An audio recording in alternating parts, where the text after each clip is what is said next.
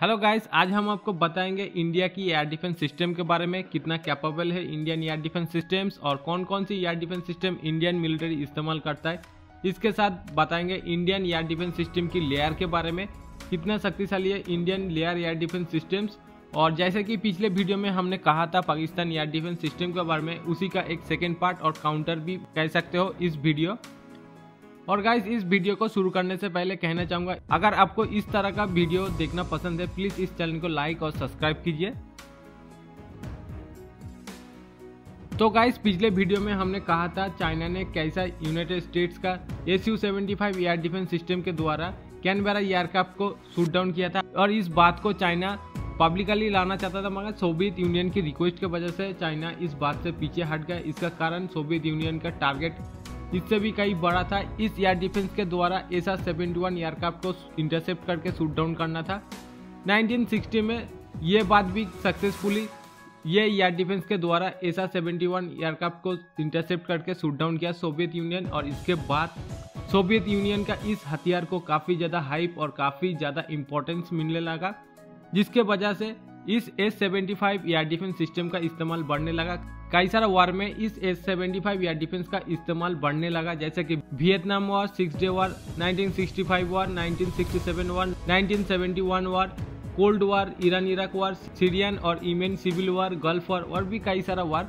एक बात मैं आपको कहना चाहूँगा, 1960 में Su-71 एयरक्राफ्ट को शूट डाउन करने के बाद, इस इंसिडेंट के बाद इंडिया ने काफ़ी तेज़ी से इस एयर डिफेंस सिस्टम को अपने मिलिट्री में शामिल किया। जैसा कि आप देख सकते हो, इंडिया ने 1965 वार में इस एयर डिफेंस सिस्टम को सक्सेसफुली इस्तेमाल किया था। इंडिया के पास भी काफ़ी 50-60 साल पुराना एयर डिफेंस मामले में अपना एक्सपीरियंस मौजूद है।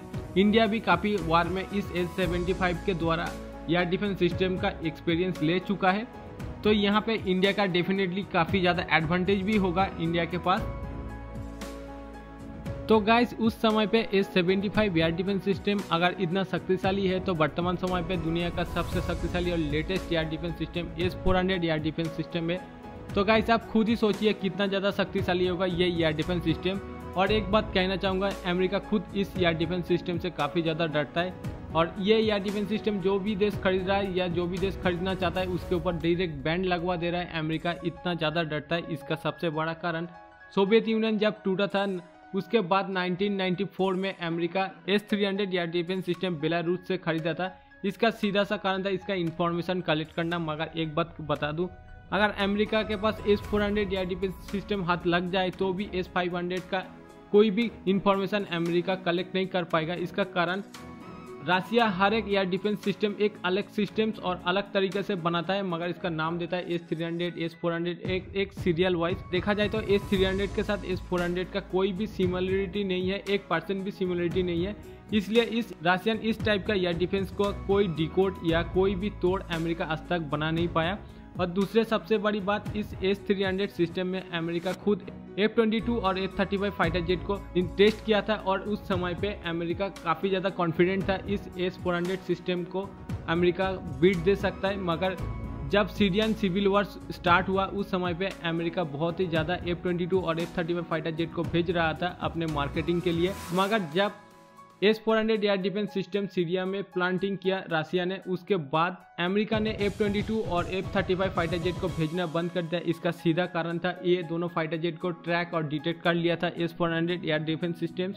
और दूसरी तरफ से इसराइल भी F-35 फाइटर जेट को भेजना बंद कर दिया है। जो भी एयर स्ट्राइक करता है तो ये F-15 और F-16 फाइटर जेट के द्वारा एयर स्ट्राइक करता है। तो गाइस, इसके अलावा यहाँ पे सबसे बड़ा बात, यहाँ पे इंडियन मिलिट्री कौन कौन सा एयर डिफेंस सिस्टम इस्तेमाल करता है, जैसे कि स्टेला 10, ओसा, क्यूब, स्पाइडर, QRSAM, आकाश, बाराक 8, S-125, S-200, S-300 और S-400 एयर डिफेंस सिस्टम्स। तो गाइस, यहाँ पे S-400 एयर डिफेंस के बारे में अगर कहा जाए तो कुछ इन्फॉर्मेशन आपको बताना चाहूँगा, जो इन्फॉर्मेशन जनरली कोई भी डिफेंस एक्सपर्ट या डिफेंस सोर्स ज़्यादा चर्चा नहीं करता है। मगर ये पॉइंट काफ़ी ज़्यादा इम्प्रेसिव है आज के ज़माने के लिए और फ्यूचर वारफेयर के लिए।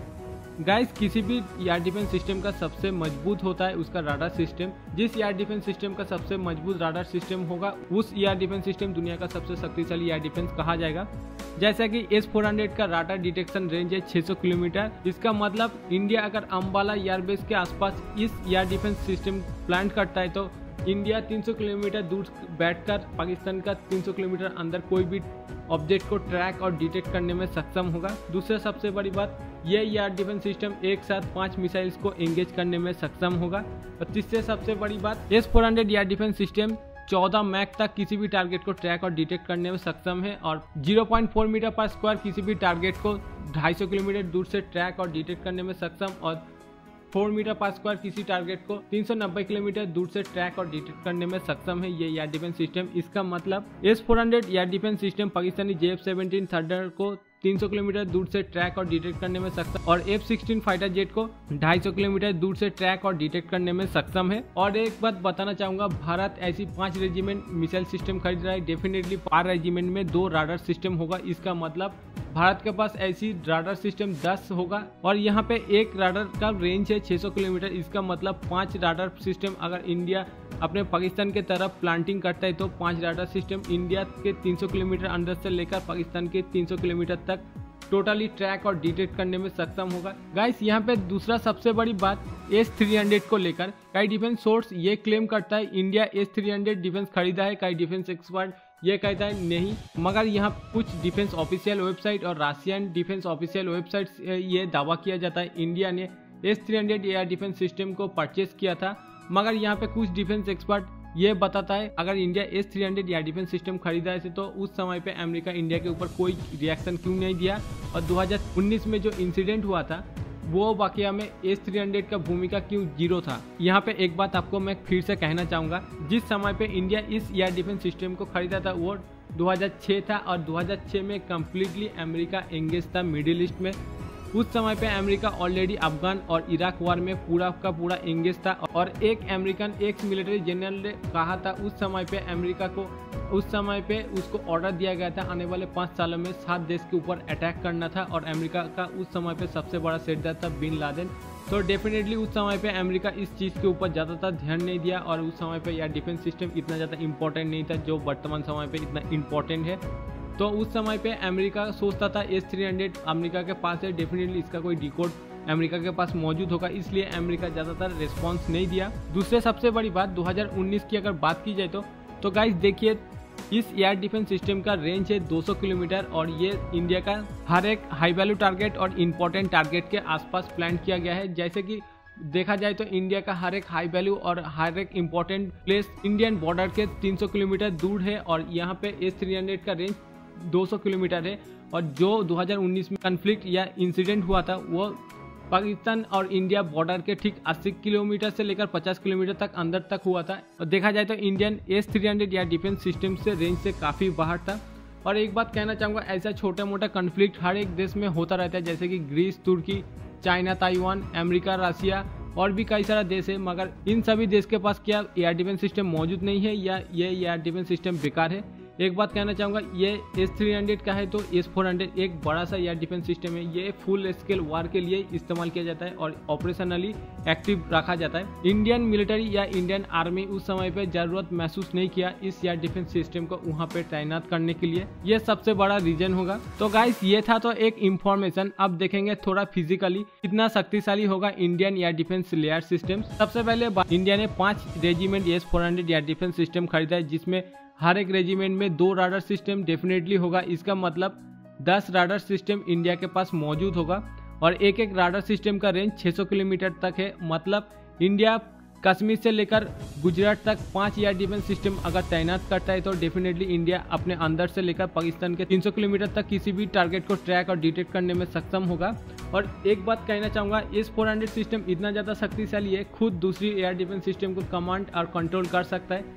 और दूसरा सबसे बड़ी बात, इंडिया के पास 90% Russian origin air defence system है, तो यहाँ पे इंडिया के लिए और भी ज़्यादा आसानी और एडवांटेज होगा एक सारे एयर डिफेंस सिस्टम को एक एयर डिफेंस सिस्टम के अंदर कंट्रोल और कमांड करने के लिए। मतलब गाइस S-400 का ये जो एयर डिफेंस सिस्टम का एरिया है, इसके अंदर S-300 एयर डिफेंस सिस्टम को भी प्लांट किया जा सकता है। दूसरी तरफ सबसे लेटेस्ट और एक घातक हथियार है बराक 8 एयर डिफेंस सिस्टम, उसको भी इस एयर डिफेंस सिस्टम के अंदर कंट्रोल किया जा सकता है। और इसके बाद इंडिया के पास खुद का बनाया हुआ सबसे शक्तिशाली एयर डिफेंस सिस्टम है Akash air defence system. QRSAM air defence system, इसको भी कंट्रोल किया जा सकता है। स्पाइडर एयर डिफेंस सिस्टम को कहा जाता है short to medium range air defence system. इसको भी अगर आप ऑन स्क्रीन में देखोगे तो ये एयर डिफेंस सिस्टम इस एयर डिफेंस लेयर के अंदर प्लांटिंग हो सकता है। इसके अलावा कई सारा राशियन एयर डिफेंस सिस्टम मौजूद है जो सोवियत यूनियन ओरिजिन, क्यूब, ओसा और स्टेला एयर डिफेंस सिस्टम्स इसके अंदर कंट्रोल किया जा सकता है। मतलब एक बात कहना चाहूँगा, आप इस लेयर को अगर देखोगे तो यहाँ पे अगर सिर्फ S-400 एयर डिफेंस सिस्टम का राडार अगर प्लांट किया जाता है तो डेफिनेटली ये सभी एयर डिफेंस सिस्टम को आसानी से कंट्रोल कर सकता है। और पाकिस्तान के तरफ से किसी भी टारगेट अगर इंडिया की तरफ अगर एंटर होता है तो डेफिनेटली एक राडार न सही तो दूसरी राडार में इसको डिटेक्ट और ट्रैक करने में सक्षम होगा और डेफिनेटली इसको एंगेज करने में सक्षम होगा। तो गाइस इसके अलावा इंडिया और 2 तरह का एयर डिफेंस को तैयार कर रहा है काफ़ी देर वक्त से, और ये दोनों एयर डिफेंस है PAD और AAD। PAD मतलब पिथरी एयर डिफेंस सिस्टम जो खास करके बैलिस्टिक मिसाइल के अगेंस्ट में बनाया गया है, और AAD मतलब एडवांस एयर डिफेंस सिस्टम जो खास करके क्रूज मिसाइल के अगेंस्ट में बनाया जा रहा है। और ये बहुत जल्द इंडियन मिलिट्री में शामिल होने वाला है जब तक S-400 कम्प्लीटली मिलिट्री में शामिल हो जाएगा, और ये दोनों एयर डिफेंस सिस्टम तब तक कम्प्लीटली रेडी हो जाएगा इंडियन मिलिट्री में शामिल होने के लिए। यहाँ पे आपको थोड़ा टेक्निकली समझने के लिए बता रहा हूँ। एक एयर डिफेंस के लिए फिर से मैं बता रहा हूँ, उसका सबसे ज़्यादा जरूरी होता है राडार और उसका सेंसर सिस्टम। जो एयर डिफेंस सिस्टम के पास सबसे शक्तिशाली राडार और सेंसर सिस्टम मौजूद होगा वो एनिमी का टारगेट सबसे पहले ट्रैक और ट्रेस करने में सक्षम होगा, और एनिमी को जो सबसे पहले देख पाएगा वही एनिमी को सबसे पहले एलिमिनेट करने में कैपेबल होगा। यहाँ पे सिर्फ राडार सिस्टम अच्छा होने से कुछ अच्छा नहीं होगा, इस राडार सिस्टम कितना मजबूत है उसके ऊपर भी काफ़ी ज़्यादा ध्यान रखना पड़ता है। और S-400 का जो राडार सिस्टम है गाइस, सीरिया में S-400 सिस्टम को तैनात किया गया था। उस समय पे यूरोप के समेत अमेरिका खुद इस राडार सिस्टम को लॉक और जैम करने की कोशिश की थी, मगर ये सारी देश नाकाम रहा। खुद इजराइल ने भी ये कोशिश किया था मगर ये भी नाकाम रहा। तो गाइस आप सोच सकते हो S-400 एयर डिफेंस सिस्टम कितना ज़्यादा शक्तिशाली होगा। और S-400 एयर डिफेंस सिस्टम, ये जो राडार सिस्टम और कमांडिंग सिस्टम है, ये आसानी से किसी भी टारगेट और किसी भी एयर डिफेंस और किसी भी वेपन्स को कंट्रोल या कमांड भेज सकता है या कमांड ले सकता है। इसका मतलब यहाँ पे जितना जो राडार सिस्टम और एयर डिफेंस सिस्टम मौजूद है, यहाँ पे सारी एयर डिफेंस सिस्टम एक राडार और एक कमांड कंट्रोल के अंदर कंट्रोल किया जा सकता है। जैसे कि PAD का अगर रेंज की बताया जाए तो ये 3000 किलोमीटर तक रेंज होगा, 8 मैक तक इसका स्पीड होगा और 80 किलोमीटर तक ये इंटरसेप्ट करने में कैपेबल होगा। अगर AAD का अगर कहा जाए तो ये 200 किलोमीटर का इसका रेंज होगा, ये 40 किलोमीटर तक इंटरसेप्ट करने में कैपेबल और 5 मैक तक इनका स्पीड होगा। ये दोनों air defence system hit to kill capability रखता है। गाइस यहाँ पे वापस अगर भारत का फिर से जो एयर डिफेंस है उसके बारे में अगर देखोगे तो पहले तो S-400 एयर डिफेंस इन सभी एरिया को ट्रैक और स्कैन कर रहा होगा, और यहाँ पे S-400 का अगर इंटरसेप्टर मिसाइल ना भी तैनात किया हो तो भी कोई प्रॉब्लम नहीं है। इसका कारण यहाँ पे S-300 एयर डिफेंस सिस्टम तैनात रहेगा, और यहाँ पे S-400 एयर डिफेंस सिस्टम से कमांड कंट्रोल लेकर किसी भी टारगेट को ट्रैक और एंगेज करने में सक्षम होगा। दूसरी सबसे बड़ी बात, इसका रेंज 200 किलोमीटर तक है और ये 8 मैक तक इसका मैक्सिमम स्पीड है। और तीसरी सबसे बड़ी बात, बड़ा एट एयर डिफेंस सिस्टम को भी काफ़ी ज़्यादा कैपेबल माना जाता है जिसका रेंज 100 किलोमीटर तक होगा। और आकाश और QRSAM का अगर रेंज की बात की जाए तो आकाश का रेंज 25 किलोमीटर और QRSAM का भी 25 किलोमीटर तक इसका रेंज है, मगर आकाश का वर्तमान समय का रेंज 40 किलोमीटर माना जाता है। दूसरी तरफ स्पाइडर मिसाइल भी काफ़ी ज़्यादा घातक है जिसका रेंज 5 से लेकर 70 किलोमीटर तक बताया जाता है। और क्यूब, ओसा, स्टेला जिन सब एयर डिफेंस सिस्टम है, ये air defence system already Syria में एक्टिव है और ऑलरेडी वर्किंग कर रहे हैं। तो अब सोच सकते हो ये एयर डिफेंस सिस्टम कितना ज़्यादा शक्तिशाली होगा। कोई भी टारगेट अगर पाकिस्तान की तरफ से अगर इंडिया की तरफ छोड़ा जाता है तो उस टारगेट को डेफिनेटली ट्रैक और डिटेक्ट करने में सक्षम हुआ S-400 एयर डिफेंस सिस्टम।